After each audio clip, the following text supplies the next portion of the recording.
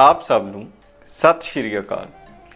ਦੋਸਤੋ, ਕੱਲ ਦੀ ਵੀਡੀਓ ਦੇ ਵਿੱਚ ਅਸੀਂ ਤੁਹਾਨੂੰ ਜਾਣਕਾਰੀ ਦਿੱਤੀ ਸੀ ਕਿ ਕਿਸ ਤਰ੍ਹਾਂ ਪੰਜਾਬ ਦੇ ਮੁੱਖ ਮੰਤਰੀ ਸਾਹਿਬ ਨੇ ਜਾਣਕਾਰੀ ਦਿੱਤੀ ਹੈ ਕਿ ਪੰਜਾਬ ਦੇ ਮੁਲਾਜ਼ਮਾਂ ਨੂੰ ਜਿਨ੍ਹਾਂ ਉੱਪਰ ਪੁਰਾਣੀ ਪੈਨਸ਼ਨ ਹਜੇ ਲਾਗੂ ਨਹੀਂ ਹੋਈ, ਬਹੁਤ ਜਲਦ ਉਹਨਾਂ ਉੱਪਰ ਪੁਰਾਣੀ ਪੈਨਸ਼ਨ ਜਿਹੜੀ ਹੈ ਲਾਗੂ ਹੋ ਜਾਵੇਗੀ ਤੇ ਸਟੈਂਡਰਡ ਆਪਰੇਟਿੰਗ ਪ੍ਰੋਸੀਜਰ ਜਿਹੜਾ ਹੈ ਉਹ ਜਾਰੀ ਕਰ ਦਿੱਤਾ ਜਾਵੇਗਾ।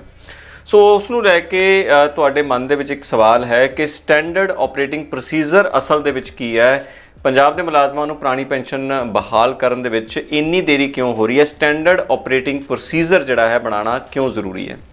ਸੋ ਆਓ ਇਸ ਬਾਰੇ ਡਿਟੇਲ ਦੇ ਵਿੱਚ ਅੱਜ ਜਾਣਕਾਰੀ ਜਿਹੜੀ ਹੈ ਲੈਂਦੇ ਹਾਂ। ਮੈਂ ਦੱਸਦਾ ਕਿ ਇਸ ਤੋਂ ਪਹਿਲਾਂ ਪੰਜਾਬ ਦੇ ਨਾਲ ਹੋਰ ਬਹੁਤ ਸਾਰੇ ਸਟੇਟਸ ਨੇ, ਰਾਜ ਨੇ ਜਿਨ੍ਹਾਂ ਨੇ ਪੁਰਾਣੀ ਪੈਨਸ਼ਨ ਲਾਗੂ ਕਰ ਦਿੱਤੀ ਹੈ।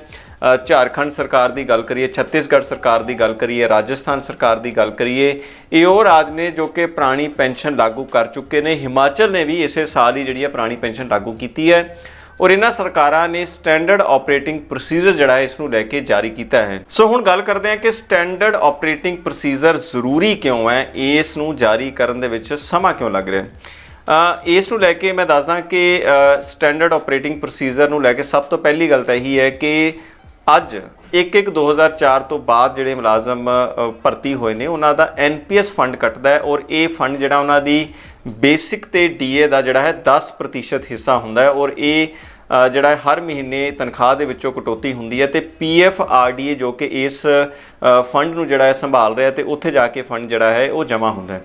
ਇਸ ਦੇ ਨਾਲ ਹੀ ਹੁਣ ਪੰਜਾਬ ਸਰਕਾਰ ਜਿਹੜੀ ਹੈ 14% ਇੱਕ ਹੋਰ ਹਿੱਸਾ ਬਰਾਬਰ ਦਾ 14% ਹਿੱਸਾ ਯਾਨੀ ਕਿ 10% ਜਿਹੜਾ ਕਰਮਚਾਰੀ ਦਾ ਕੱਟਦਾ ਤੇ 14% ਹਿੱਸਾ ਪੰਜਾਬ ਸਰਕਾਰ ਜਿਹੜੀ ਹੈ ਉਹ ਵੀ ਜਮ੍ਹਾਂ ਕਰਾ ਰਹੀ ਹੈ।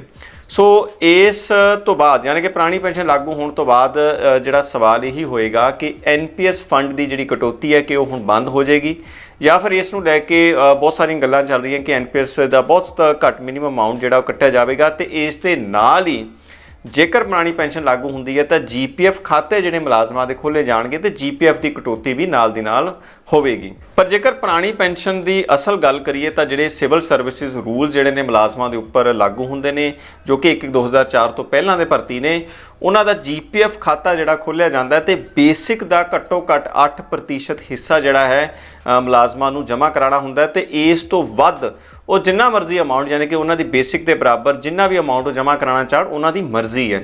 ਯਾਨੀ ਕਿ ਸਟੈਂਡਰਡ ਆਪਰੇਟਿੰਗ ਪ੍ਰੋਸੀਜਰ ਦੇ ਵਿੱਚ ਸਭ ਤੋਂ ਪਹਿਲਾਂ ਤਾਂ ਇਹੀ ਲਿਖਿਆ ਜਾਵੇਗਾ ਕਿ NPS ਦੀ ਕਟੌਤੀ ਬੰਦ ਹੋਣ ਤੋਂ ਬਾਅਦ GPF ਖਾਤੇ ਜਿਹੜੇ ਨੇ ਮੁਲਾਜ਼ਮਾਂ ਦੇ ਖੋਲ੍ਹੇ ਜਾਣਗੇ ਤੇ ਉਸ ਦੀ ਜਿਹੜੀ ਕਟੌਤੀ ਹੈ ਉਹ ਕਿਸ ਤਰੀਕੇ ਦੇ ਨਾਲ ਹੋਵੇਗੀ, ਇਸ ਨੂੰ ਵੀ ਜਿਹੜਾ ਹੈ ਸਟੈਂਡਰਡ ਆਪਰੇਟਿੰਗ ਪ੍ਰੋਸੀਜਰ ਦਾ ਹਿੱਸਾ ਬਣਾਇਆ ਜਾਵੇਗਾ। ਹੁਣ ਇਸ ਤੋਂ ਅਗਲੀ ਜੇਕਰ ਗੱਲ ਕਰੀਏ ਤਾਂ NPS ਦਾ ਫੰਡ ਜੋ ਐਕਚੁਅਲ ਦੇ ਵਿੱਚ ਹੁਣ ਤੱਕ ਕੱਟਿਆ ਜਾ ਚੁੱਕਿਆ, ਯਾਨੀ ਬਹੁਤ ਸਾਰੇ ਮੁਲਾਜ਼ਮ ਨੇ, ਲਗਭਗ ਕਿਹਾ ਜਾ ਰਿਹਾ ਕਿ 2 ਲੱਖ ਦੇ ਕਰੀਬ ਮੁਲਾਜ਼ਮ ਨੇ ਜਿਨ੍ਹਾਂ ਦਾ NPS ਫੰਡ ਹਰ ਮਹੀਨੇ ਕੱਟਿਆ ਜਾਂਦਾ ਹੈ।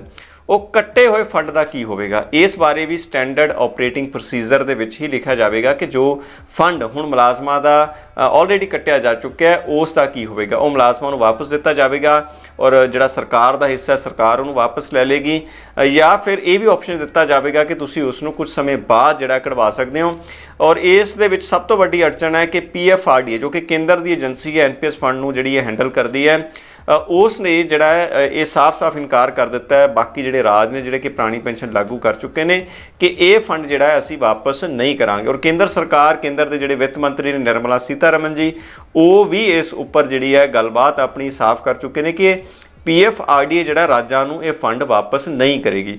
ਸੋ ਸਟੈਂਡਰਡ ਆਪਰੇਟਿੰਗ ਪ੍ਰੋਸੀਜਰ ਦੇ ਵਿੱਚ ਦੂਸਰਾ ਜਿਹੜਾ ਅਹਿਮ ਪੁਆਇੰਟ ਹੈ ਉਹ PF RDA ਕੋਲ ਜਿਹੜਾ ਫੰਡ ਹੈ NPS ਦਾ, ਚਾਹੇ ਉਹ ਮੁਲਾਜ਼ਮਾਂ ਦਾ ਹੋਵੇ ਚਾਹੇ ਸਟੇਟ ਦਾ, ਉਸ ਬਾਰੇ ਕੀ ਹੋਵੇਗਾ ਇਹ ਵੀ ਜਿਹੜਾ ਉਸ ਦਾ ਹਿੱਸਾ ਜ਼ਰੂਰ ਬਣਾਇਆ ਜਾਵੇਗਾ। ਤੀਸਰਾ ਸਭ ਤੋਂ ਅਹਿਮ ਜਿਹੜਾ ਪੁਆਇੰਟ ਹੈ ਉਹ ਇਹ ਹੈ ਕਿ ਜਦੋਂ ਖਰੜਾ ਜਿਹੜਾ ਵੀ ਪੇਸ਼ ਕੀਤਾ ਜਾਵੇਗਾ ਸਰਕਾਰ ਵੱਲੋਂ ਤਾਂ ਉਸ ਵਿੱਚ ਕੀ ਨਿਯਮ ਬਣਾਏ ਜਾਣਗੇ ਕਿ ਜੋ ਪੁਰਾਣੇ ਸਿਵਲ ਸਰਵਿਸਿਜ਼ ਰੂਲ ਚੱਲ ਰਹੇ ਨੇ ਜਿਸ ਮੁਤਾਬਕ ਜਿਸ ਵੀ ਬੇਸਿਕ ਤੇ ਕਰਮਚਾਰੀ ਰਿਟਾਇਰ ਹੁੰਦਾ ਉਸ ਦਾ 50% ਹਿੱਸਾ ਜਿਹੜਾ ਹੈ ਉਸ ਦੀ ਬੇਸਿਕ ਪੈਨਸ਼ਨ ਬਣਦੀ ਹੈ ਤੇ ਉਸ ਉੱਪਰ ਜੋ ਵੀ ਸਟੈਂਡਰਡ DA ਉਸ ਵਕਤ ਚੱਲ ਰਿਹਾ ਹੁੰਦਾ ਹੈ ਪਲੱਸ ਮੈਡੀਕਲ ਜਿਹੜਾ ਦਿੱਤਾ ਜਾਂਦਾ ਹੈ ਕਿ ਇਸ ਦੇ ਵਿੱਚ ਕੋਈ ਬਦਲਾਵ ਜਿਹੜੀ ਸਰਕਾਰ ਕਰ ਸਕਦੀ ਹੈ ਕਿ ਉਹੀ ਸਿਵਲ ਸਰਵਿਸਿਜ਼ ਰੂਲ ਜਿਹੜੇ ਪੁਰਾਣੇ ਮੁਲਾਜ਼ਮਾਂ ਦੇ ਉੱਪਰ ਲਾਗੂ ਨੇ ਉਹ ਵੀ ਜਿਹੜੇ ਉਹੀ ਨਿਯਮ ਜਿਹੜੇ ਨੇ ਨਵੇਂ ਮੁਲਾਜ਼ਮਾਂ ਦੇ ਉੱਪਰ ਵੀ ਲਾਗੂ ਹੋਣਗੇ। ਔਰ ਐਨਪੀਐਸ ਦੀ ਜਿਹੜੀ ਕਟੌਤੀ ਬੰਦ ਹੋਣ ਤੋਂ ਬਾਅਦ ਜਿਹੜਾ ਹੈ ਜੀਪੀਐਫ ਖਾਤੇ ਖੋਲ੍ਹਣ ਤੋਂ ਬਾਅਦ ਪੁਰਾਣੀ ਪੈਨਸ਼ਨ ਜਿਹੜੀ ਹੈ ਪੂਰਨ ਤੌਰ ਤੇ ਜਿਹੜੀ ਹੈ ਲਾਗੂ ਕਰ ਦਿੱਤੀ ਜਾਵੇਗੀ। ਉਹਦੇ ਨਿਯਮ ਕੀ ਹੋਣਗੇ? ਤੀਸਰਾ ਸਭ ਤੋਂ ਅਹਿਮ ਪੁਆਇੰਟ। ਚੌਥਾ ਸਭ ਤੋਂ ਅਹਿਮ ਪੁਆਇੰਟ ਇਹ ਹੋਏਗਾ ਕਿ 1/1/2004 ਤੋਂ ਲੈ ਕੇ ਹੁਣ ਤੱਕ ਬਹੁਤ ਸਾਰੇ ਮੁਲਾਜ਼ਮ ਨੇ ਜਿਹੜੇ ਕਿ ਵੱਖ-ਵੱਖ ਮਹਿਕਮਿਆਂ ਦੇ ਵਿੱਚੋਂ ਰਿਟਾਇਰ ਹੋ ਚੁੱਕੇ ਹੋਣਗੇ,